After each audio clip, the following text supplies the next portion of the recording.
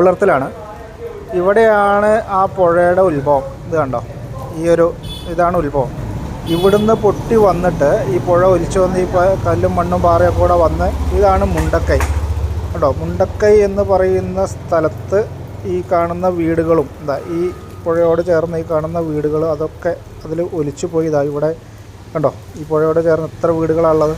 ഇതെല്ലാം പോയി നേരെ വന്ന് ഇതാണിപ്പോൾ നമ്മൾ ന്യൂസിൽ കണ്ടുകൊണ്ടിരിക്കുന്ന സ്കൂള്, ആ മരം, ഇതൊക്കെ. ഇതിൽ ഈ ക്രോസായിട്ട് കാണുന്ന ഈ ബിൽഡിംഗ് മാത്രമാണ് ഇപ്പോൾ അവിടെ നിലനിൽക്കുന്നത്. ബാക്കി ഇവിടെ ഇത് മൊത്തം പോന്നു.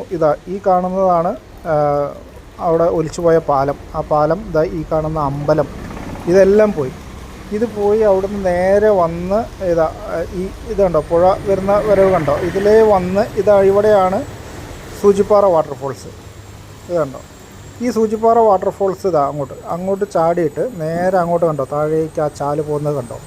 ഇതിലേ പോയി ഇവിടുന്ന് ഇങ്ങനെ പോയിട്ട് ഇത്രയും കിലോമീറ്റർ പോത്തുകല്ല് കാണുന്നുണ്ടോ, ഇതുണ്ടോ, ഇത്രയും കിലോമീറ്റർ ഒഴുകി പോയിട്ടാണ് ആ ബോഡികൾ കിട്ടിയിട്ടുള്ളതെന്ന് പറഞ്ഞാൽ അതിൻ്റെ ഒരു ദുരന്തത്തിൻ്റെ വ്യാപ്തി എന്താണ്.